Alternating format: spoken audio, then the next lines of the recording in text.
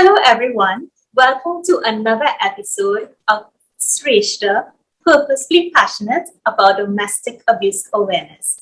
Through this series, my intent is to help women who are in domestically abusive situations and may not realize it.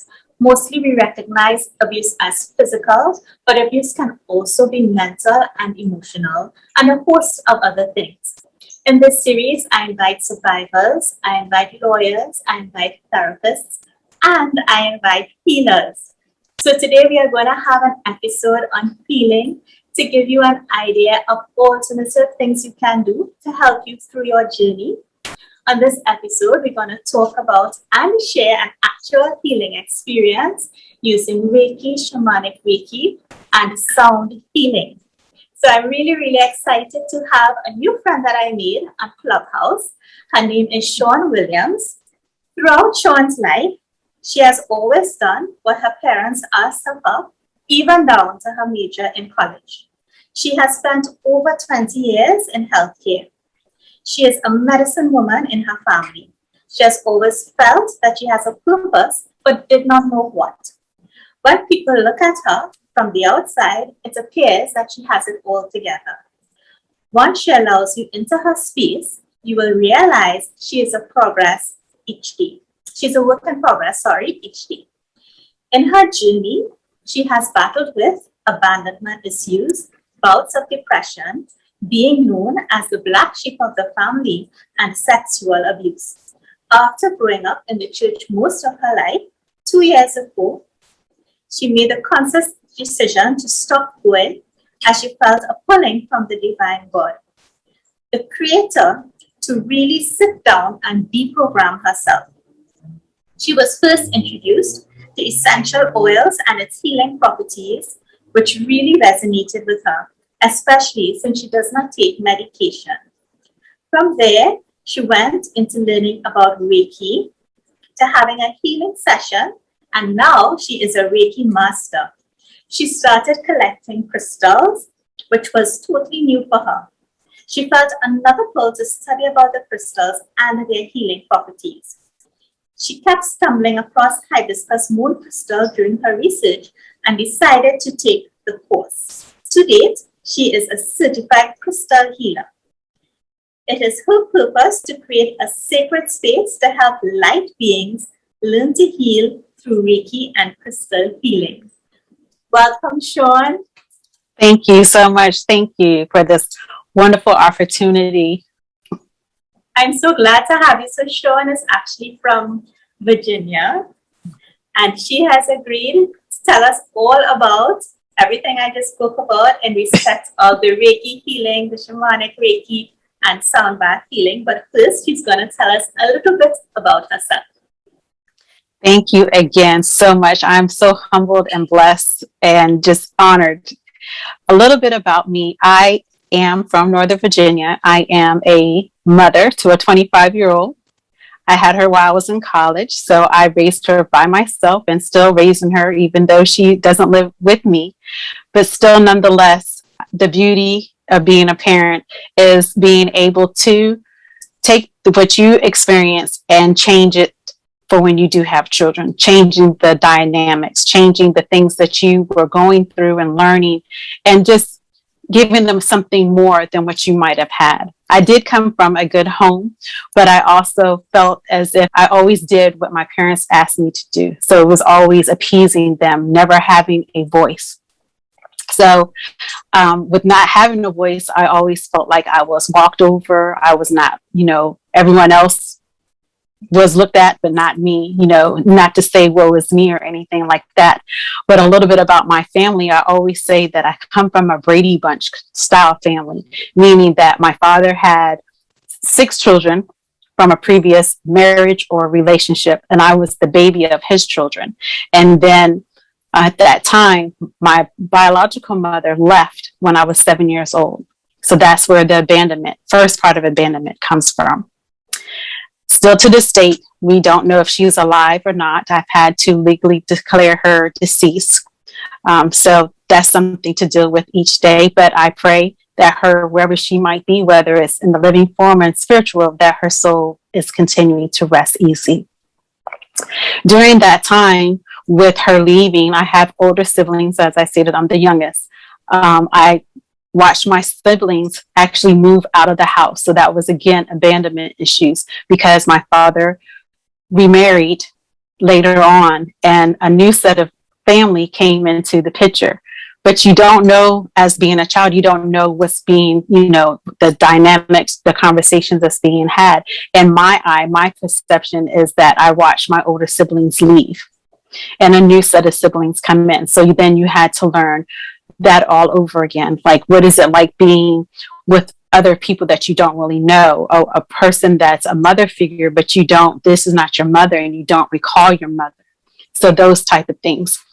With that, I was also held back in the third grade because that was also the same time that my biological mother left. So as you think about it, it's these triggers, these traumas that happen at such a young age, which a lot of us can say that we do have. It doesn't matter what it might be, but our trauma is our story. And it's how do we evolve? Do we stay stuck in that position, or do we work on healing ourselves? So moving fast forward, there, as was stated, there was some sexual abuse, some things that had occurred during my teenage years, some things that my family still to this date doesn't know, but that is a part of my story. That's what makes me. It's also being transparent, and it's part of me being able to heal and being able to reach and help other people, letting them know that you don't have to stay there, that there's tools for that can be done to work on yourself. Oftentimes people always want to say with healing, how does healing look? It looks like you and I. We wake up every day and we work on healing ourselves. And I don't believe that it's just, poof, you're healed automatically. No, it's not like that, for me at least. Each day that when I rise and I give thanks to God, being able to rise again and being able to interact with other light people, other light beings, helping to raise the vibration and shifting those thought patterns of the past, So moving fast forward, after I had my daughter and all that stuff, I was in an angry, dark place. I felt like, even though I would, as I think about and always talk about my story, I always thought that I was on the up and up. I always had a bunch of people around me. I'm the life of the party. I love to have a good time and all that stuff.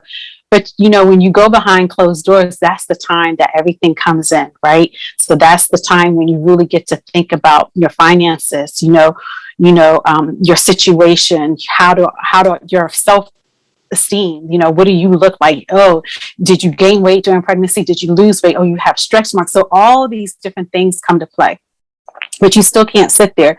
You have to find yourself. So I moved from where I was living at. I relocated back to in Virginia, because I was living in South Carolina for a number of years, because that was the right thing to do, because I felt that I needed my daughter to be near her father. Well, that didn't work out again. I was a single parent.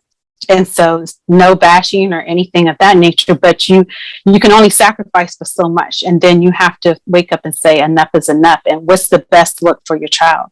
So I uprooted my daughter, her middle school year, and relocated here back into Northern Virginia. And during that time, I was still angry, because if you think about when you're a single parent and if you're living check to check and things of that nature, and you look at the absentee parent, how they're living, it's like apples and oranges or bananas. And you get so furious because of the fact that you're living one way, you're providing for your child, but yet this other person is, in your eyes, it looks like they're living the life of luxury, right? So they have the house, they have the cars. Meanwhile, you have a car, but it might not be the best. It's taking you to point A and point B. And, you're doing all these activities. So when enough is enough, and you have all these things that's festering inside, you're wanting to explode, and even though you're in church, you still are trying to find your way.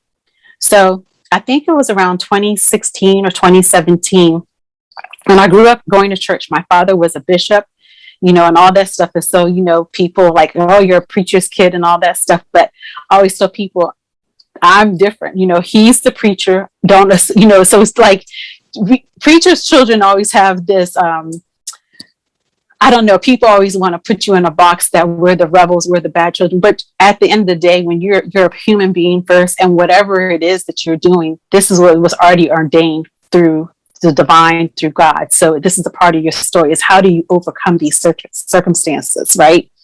So after I moved here and still was angry and all of that stuff, then it was like going to church was fine. It's that for me, it was that quick pick me up of listening to the message that's being said. And I grew up in the choir and all that stuff. But it's like when Monday comes, you go back to the same routine. So it's like it's like this quick fix high, right? And then it's like you go back to yourself again. And it's like, what does yourself look like? Is it depression? Is it abuse? Is it mental health? Like all these different things, and then you're trying to figure out who can you talk to? Who do you really talk to? A lot of times we do so much work by ourselves. And that's what I did on my journey. So when I decided to stop going to church, and, I was being questioned by my family, especially like my mother, because she was the first lady of her church. And why are you not going to church? That's my choice. Everyone has a choice. It's not to say that I don't believe in God or anything like that. No, it's not that. I'm finding myself. So by finding yourself, you want to wipe away what you were raised and then find yourself, and whatever that looks like. So does that look like you going into nature, go camping, or whatever the case may be, going to a remote island, whatever it is, but how you come back. How do you resurface? If you think about being baptized, we'll use that for an example. You start out one way, and then when you go down in the water and you come up, they always say you come up as a new person, but you're still working on yourself. So that's what I think about when it comes to healing myself, or helping others to heal. So still more about me, so much more about me. So I don't know how till this day, and it still racks my brain, I don't know how I found out about Reiki. But I Googled the word Reiki, and it is so baffling because it's a part of who I am, but I don't know how I found out about it. But I Googled Reiki. And what I read about it is just Reiki is just life force energy. We all have energy within our body. Our hands, sometimes if you think about it, our hands, each organ in our body is meant to be used in some form or fashion. Our heart is for our lungs. It's for pumping, for the circulation and giving us air and all this other stuff. Our hands, if you think about it, we use our hands so much, especially when we use our hands to help to embrace our children. When we're hugging them, when they fall down, the first thing that we do when they fall and they scrape themselves, we either you're going to kiss it or either you're going to put your hand on it. And so that's about Reiki. Reiki is putting your hands, and whether it's a gentle touch or either you can hover above them, and then the energy just flows. And it's not related to any form of religion or anything like that. It's just connecting with whatever you resonate with, whether it's God, Allah, the universe, source, whatever it is, that you're channeling this energy. So when I read about that, I had never had a session. I just knew in my mind that I wanted to be a practitioner. So of course, what do? You go and Google you're trying to find a practitioner in your area, and you're looking at the reviews and all that stuff. So I found this beautiful teacher that lives in the area, and I reached out to her and I said I wanted to take a class. So I skipped the part of needing a session. I immediately said, I want to be a practitioner. So she sent me an email. She was like, well, have you received a Reiki session before? And I was like, no, I want to be a practitioner. So she was like, I think you should come in for a session first, and then we can proceed. So this is when my life just turned all the way around. Now, mind you, at the same time, I was also looking up crystals.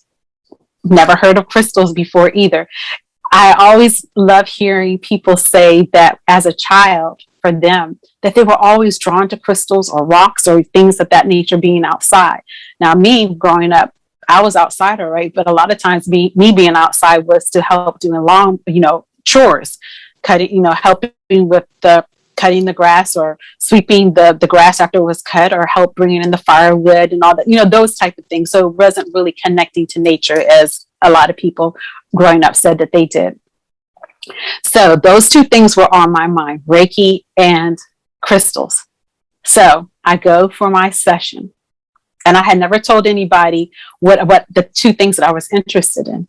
So when I go for my session, and the lady, she says to me immediately, as soon as she meets me, she says, "My guides." And I was trying to understand, because I was new to spirituality at the same time. So all these different terminologies and all these things, they're beautiful. But if you don't know, you're like, and I didn't question it. So she said, "My guides are telling me for you to pick one thing at a time and focus on it. And then once you've mastered it, go to the next."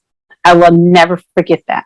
And it stays with me at all times, because I am the type that I love. If something piques interest, I want to dabble in this, and this. So I can be all over the place, but I'll get it done. So I that's just me. So she picked up on my energy as soon as I walked in. And so I was like, okay.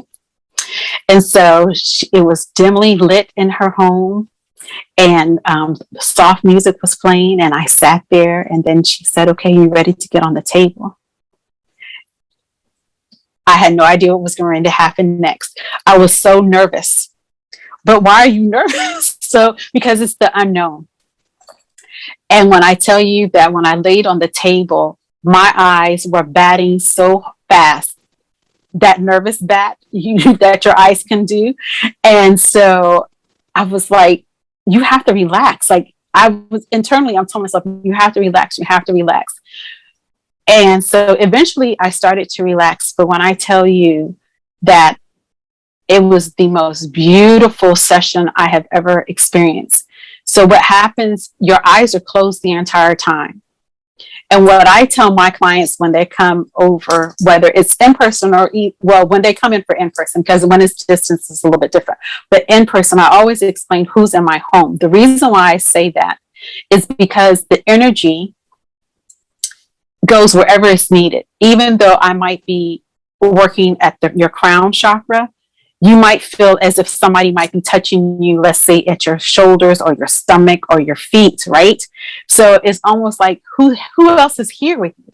So I always privy and say, I'm here by myself, or either my husband is here, but he's in the back, or, whatever the case may be. And it's only just to let them know that the energy goes wherever it might be going, as well as I call upon, and I ask the client to call upon their guides, their ancestors, anybody that they want to be here with them.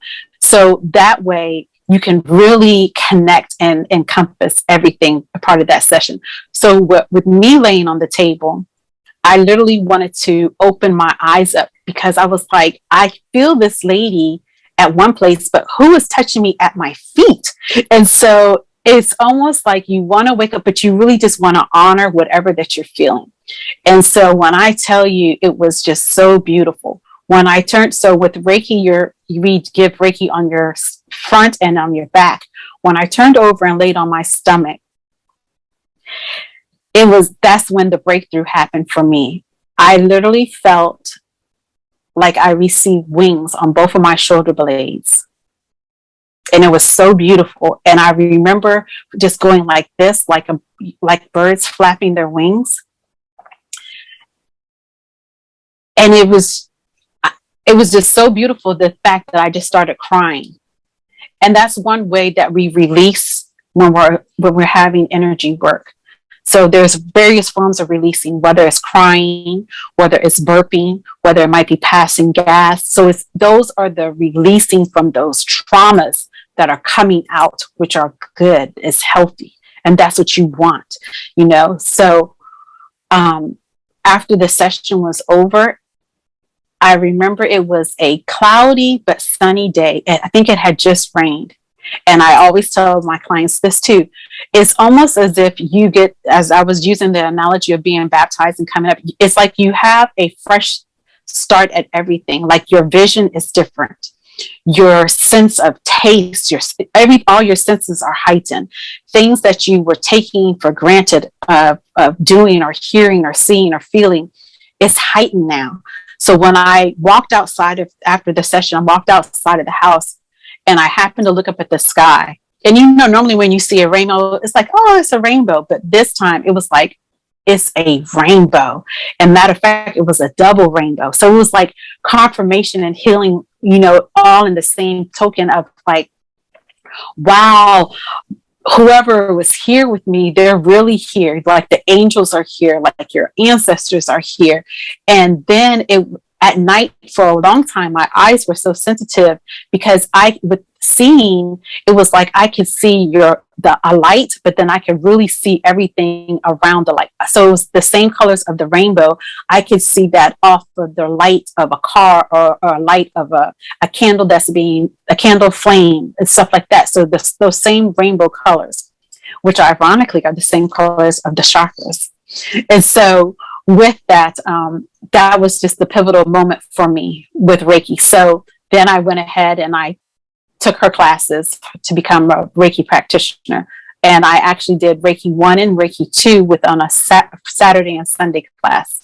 And with Reiki being a practitioner, there are a variety of attunements that are done for each level. So some teachers, they have Reiki 1, 2, and advanced. And then some have Reiki 1, 2, advanced, and master. So I took that route of the 1, 2, advanced, and the master. And so you really take your time with learning the symbols, adjusting to the attunements.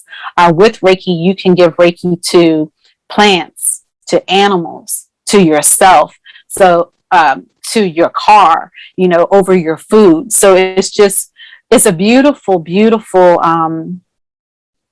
as I call it, a modality. It's Japanese origin. And there actually are different kinds of Reiki. So I'm through Usui lineage. But there's fire, there's so many other ones. So I always like to tell people, do your research and see whatever resonates with you when it comes to that practice. So that was my journey with Reiki. And then it was like all these different things. And when it came to Shamanic Reiki, nobody around here has ever heard of Shamanic Reiki. Again, I think I just go down this rabbit hole of when I get fixed on something and I just keep learning. And so I emailed my teacher. I asked her, had she heard of Shamanic Reiki? She was like, no, never heard of it. But Shamanic Reiki has some of the same attunements and symbols and things of that nature that is done. But it's more, if you think of on the Native American side, as far as using instruments such as a drum. Because drumming can get you into a trance. And a trance is that deepened state of you're conscious but can be unconscious at the same time. But with Shamanic Reiki, the difference I like to say with Reiki is more the gentle side. And with Shamanic Reiki, it's more of you doing the work, the client doing the work. So meaning that I can ask you a question once we get you into a nice trance. I can ask you, do you see the trauma? Whatever that trauma is. Do you see the color? Do you see where it is? Okay, now I want you to go there. And I want you to, and then you explore it, and then you feel it, and whatever the case that may be with that. So drumming can be done, rattles, carnate, any type of flower. So you want to pull in the different elements: fire, earth, air, water, things of that nature. You can sprinkle water on the client. You can actually even dip carnations in the water and then like flick it a little bit on them too. It's not to startle them or anything like that, but those are all just different things, techniques to add upon the Shamanic Reiki. And then instead of using crystals, you use rocks, and you want to use rocks that are native to the land because there's different energies. So if I got a rock from Trinidad, it's going to hold a different vibration than the rock here in Northern Virginia in the United States. So it's those type of things. So it's another beautiful thing. And I kind of, when I do sessions, I kind of intertwine it all together. So it's kind of like everything, even down to the crystals. So with becoming a crystal practitioner, it's just still learning of, there's so many crystals out in the world. There's so many that are being, that are coming up. And so it's just working with the chakras while you're having your session. That's another way as well to help one to heal themselves. So whether it's placing a crystal that resonates to the heart chakra on the heart, right? And then still channeling that Reiki energy and placing the hands there, and then incorporating music, sounds into it all. So it's a beautiful thing to do. Not all practitioners do it that. And so the beauty behind Reiki that I love to say is a foundation to so many other things that you could just keep building upon, because the way that I might do my practice might be different from the next person. But that's the beauty behind it all. Well, thank you so much for all that you shared. I mean, even for sharing a little bit about yourself. It was interesting to me because you are from a different culture, right? So we here in the Caribbean, you think that people around the world, they don't go through similar things to you. But what you spoke about in terms of your childhood and feeling walked upon and really not having a voice, I relate to that very, very well. And even how you spoke about being defined by what you were brought up in and carrying that definition of you, so much so that you don't really know your identity, but you are traveling in this mold, so to speak. And then you really try to question who you really are. Not that the things that you are in, not that anything is wrong with them, but in terms of identifying who you really are as a human. And I love when you say that, who you really are in this body, and figuring out how are you going to move forward in this life, given that you have been through so much, but you make a point to say that does not define you, and you find a way to figure out who you are, listening to your intuition and being driven by whatever is coming to you, to go and look up things like Reiki and crystals, which is not in your space. Nobody's telling you about these things, but you are basically tuned into your intuition, which I really, really love, and not afraid to go after what it is telling you. The story where you go into the Reiki session and you feel the wings. I feel so much energy in that story, and you speak about, I never heard this, and it will never clicked. The colors of the rainbow being the same colors of the chakras, because I'm Hindu, so those things are normal, like in Trinidad, the Indian culture, those things are normal, but I actually never related it to the rainbow, which is extremely beautiful for me.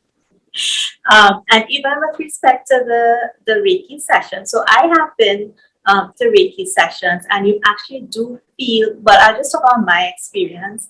I feel very, very relaxed when I go to the session, and the Reiki master, at the beginning, she tells me to set my intention for the session. So whatever it is I want, I would just set that intention. But it is so peaceful and calming, and sometimes I even fall asleep on the little bed, because she has a little bed. Sometimes I even fall asleep.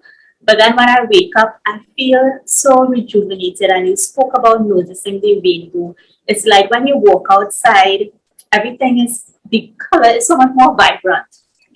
You feel so refreshed. So thank you so much for sharing about all of those things, and the crystals and the sound. And if you're in Trinidad, I mean, she is from Virginia, but these things are available here too. And in the little bio below, I will put all her information, so you can even contact her if you're watching from the States. If you're interested in finding about more or visiting her, you can contact her and visit. She has a website as well. So now she's going to tell us a little bit about the full moon and doing the Reiki healing and the sound bath around that time and its significance. So when it comes to the moon cycles, there's so many. And the beauty of the moon, and especially being a woman, if you think about it, a lot of times we're in sync with the moon when it comes to our moon cycle. So if you think about it in that aspect, there's 24 days before the next one, whether it's, well, this is the full moon, that's today. So how ironic is that? And it's a full moon in Aquarius. And I happen to be in Aquarius. So that's cute too. But with the moon, I like to be able to, with the full moon, I always like to use the words of, what are you wanting to release? So set your intentions. What do you want to release during this time? And so the moon, you can do this, whatever type of moon work that you want to do. You can do it from today tomorrow, and the next day, because the energy is still here for 3 days. And sometimes with the energy, if you think about it, if you're really paying attention, like how are you behaving lately? Are you having headaches out of nowhere that you never had a headache before? Are you feeling emotional? So those are the type of things when it comes to the moon and paying attention to the moon, and that way you can become one with the moon. I like to do the on Clubhouse, the Reiki full moon and new moon, because I think it's a great time for us to be able just to detach from the regular mundane world, right? Just to be able to have that quick, whether it's 15 minutes, 20 minutes, however I feel led to be able to do it. Just for you, basically, that's your self-care time. That's your me time. And that's your time to go within, doing that breath work, which is also important, a part of our daily life as well. So the moon has so many different things. There's so many people do different moon rituals, whether that's lighting candles, whether that's if you have crystals, putting your crystals out and charging in the moon light, or, if you have water and if you want to charge the water, there's so many different things that you can do with the moon. But I love just to be able just to be a conduit and hold space for other people during this time on Clubhouse, or whether it's, wherever the platform is needed, just to be able to give love back, give energy back, letting people know that, one, that you're not alone. Two, that, sound is very healing. Reiki is healing, as which you had stated. And even with me, I find that it's so relaxing. It helps out with stress and anxiety.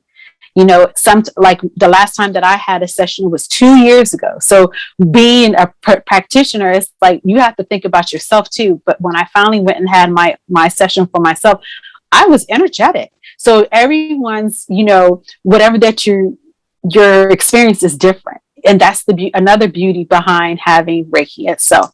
But having it around the moon, just imagine how everything can be clear for you. Just everything is just heightened even more during the moon cycle. So that's a little bit about moon. I'm not an astrologist or anything like that, but this time, since it's the moon in Aquarius, this is the time for creativity if you're humanitarian. And this is right on time, because look how we're giving back to everyone that's in need, whether that's through the words that we speak, the positive affirmations, this beautiful energy exchange. So thank you again for this opportunity. Yeah, I remember something else too. I like that you spoke about what healing is in each and every one of us, because I never really thought about it that way. But sharing stories, which is what I encourage through my series, we help each other heal, because everybody goes through things. And the thing is, there are similarities in our experiences, and just knowing that somebody else went through something similar to you or is going through something similar to you helps us feel less alone. And that alone is healing, which is why for this series, I didn't mention it in the beginning, but I say we are healing through compassion, because that is what I really want. It's not, as you had said too, it's not about shaming anyone or complaining about anything. It is really about saying, I am human too, and I went through this. So you have a friend or a soul sister, or however you want to term it, in me. Now, do you want to explain like some of the instruments you use? And you say it's just like whatever comes here, but if you can just explain. Yeah. Absolutely. So what I recently started doing, as I had stated, when I first began my practice, it was just the crystals and myself. We're all an instrument. But for some reason, I started collecting rocks. Like when I would go out on nature walks, like big rocks, and I put them around the table as well. So I don't know. It's like when you know. So when it feels right, then you just start doing those things. So you don't question where it's coming from, because it's coming from a good place, right? So the instruments, that was just something that I just started doing. So I have a rattle that I use, a rain stick, a gong. What else do we have? A crystal singing bowl, That is the one that resonates for all the chakras. So there are so many singing bowls that has different frequencies and some that is for the chakras and all this stuff. But I wanted one that resonated for all the chakras, and it's called Om. So that's pretty. And then I have a Tibetan singing bowl as well. And in person, I use tuning forks as well. So the tuning forks is a little bit of a lighter, so you really can't hear it like this virtually. But I love using it in person. I love using sound because sound is another way for people to release. And in the session, I always watch the body movements because, like you had stated, you fell asleep, and I always tell clients that you might fall asleep, and people swear up and down, "Oh, I'm not going to go to sleep," and probably within less than 2 minutes, they're snoring. And it's so beautiful because it's like they were tired. They're finally relaxing.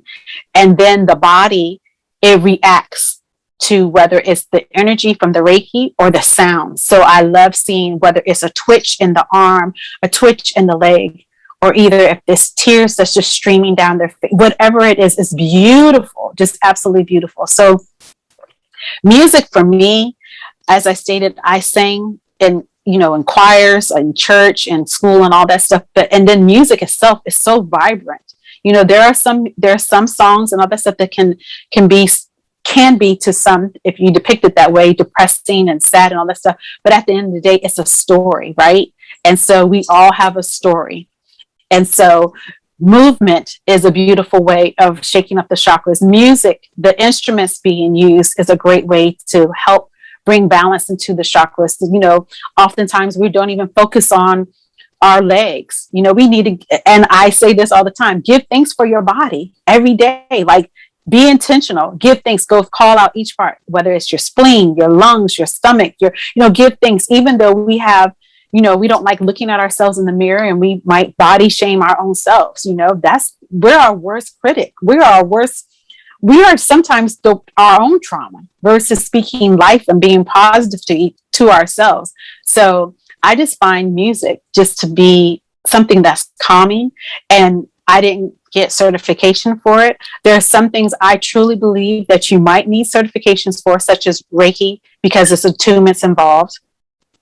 But when it comes to music, I don't think so, because ultimately you do whatever you feel, however you feel guided. That's even if you were standing up and then you started swaying. There's a reason why you're swaying. You hear your own music within your body too. So I just love incorporating music and whatever else that I feel led to into my sessions. Wow. Okay. So I'm already feeling like the energy as you're speaking. So I'm really excited for you to start. So let me give you a couple minutes to settle. Okay.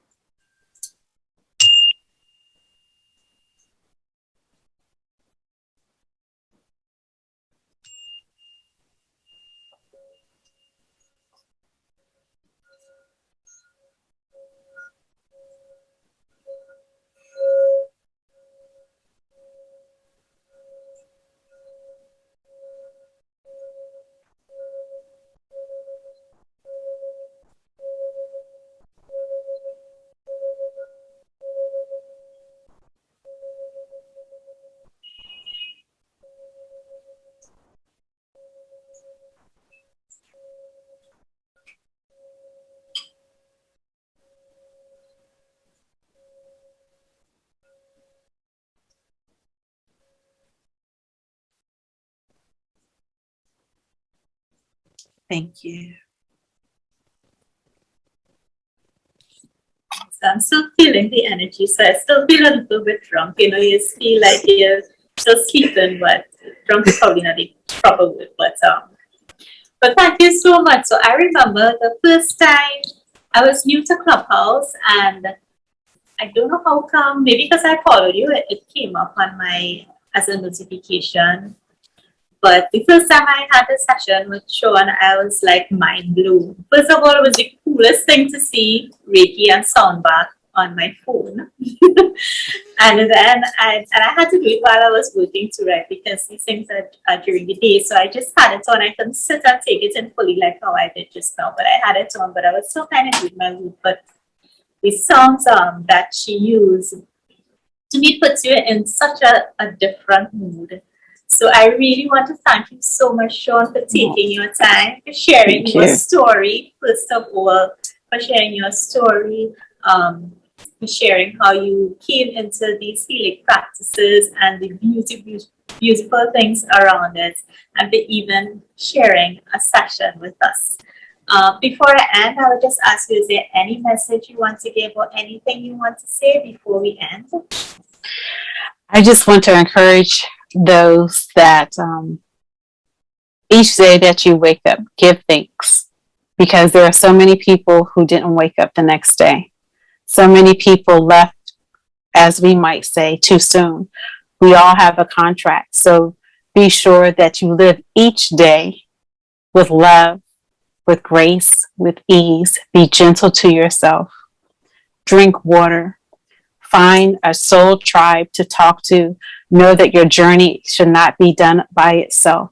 There are some times when you want to find that quiet time, which is good, but find like-minded individuals to speak to and love on yourself unconditionally, flaws and all, because that's how God made us. Thank you so very much. Thank you. Oh, you're most welcome, and your messages are so in tune with what we want for this series, for women to just be mentally free and to live authentically as who you are, to get up each day and just love each moment, whether you're with a partner or not, whether you're with children, whether you're going to your job, whatever it is, that you just love and live each day freely. So guys, this is our healing session. Next week, we'll be back again with another survivor story. I thank each of you for joining in. Feel free to let me know what you thought of it, how you felt, and all of Shonne's information will be below in the little description box. Thanks again, everyone. Bye. Thank you.